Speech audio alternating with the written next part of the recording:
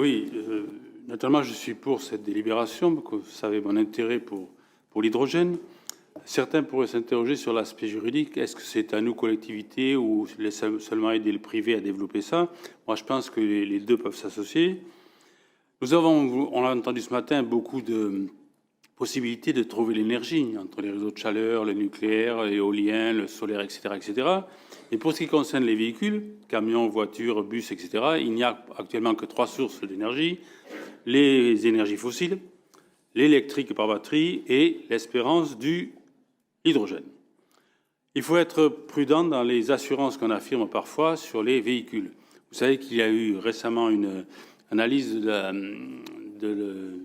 comment s'appelle, l'organisme européen de contrôle, l'Office européen de l'environnement, enfin je ne sais plus le nom exact, sur les véhicules récents, pour savoir quel est leur bilan carbone. Or, le bilan carbone, il se calcule avec la fabrication du véhicule, l'utilisation du véhicule et son carburant, et le recyclage. Et à la grande surprise générale, le véhicule actuel, qui a le meilleur bilan carbone, c'était le véhicule diesel. Pourquoi? Parce qu'un véhicule électrique, c'est l'idéal, mais la fabrication n'est pas forcément totalement décarbonée. S'il est alimenté par une énergie électrique qui n'est pas décarbonée, ce n'est pas bon pour son bilan. Voilà, c'est expliquer les résultats.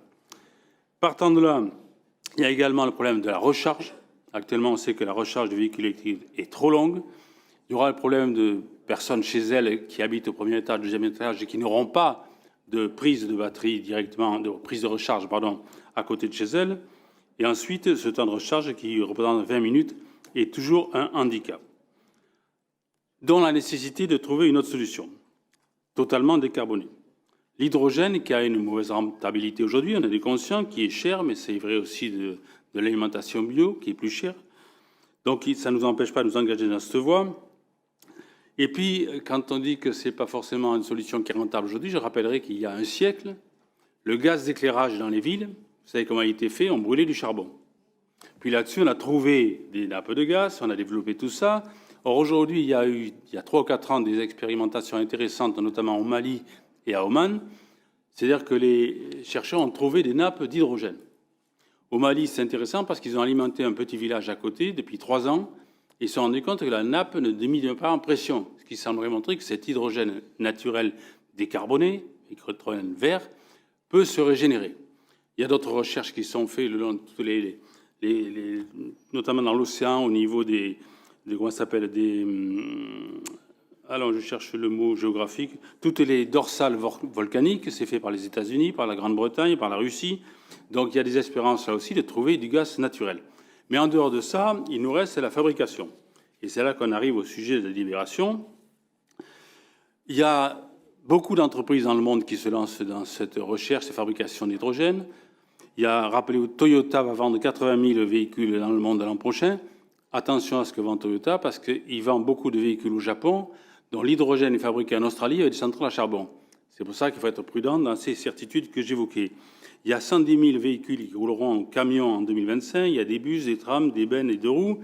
Depuis 3 ans, il y a un bateau de commerce qui roule à l'hydrogène. Et en 2035, on aura normalement, si on croit Airbus, un avion moyen courrier à hydrogène. À Paris, il y a plus de 2000 taxis qui roulent à hydrogène, 50 € pour faire le plein, 600 km d'autonomie, 3 minutes de recharge. Donc on voit bien qu'il y a beaucoup d'atouts à développer ça. Même BMW, marque célèbre, commercialisera un véhicule en 2025. Localement, beaucoup d'initiatives ont été prises. Hydrogène de France a sa fabrication de piles à combustible qui va s'installer à Ford. Il y a le projet du Grand Port, il y a Ambès, il y a Socats, fabrication d'hydrogène. Donc, Monsieur le Président, moi j'approuve totalement cette décision. Bien sûr, c'est un petit projet qui ne doit pas être que symbolique, mais qui est l'amorce, j'espère, d'une grande ambition pour notre métropole.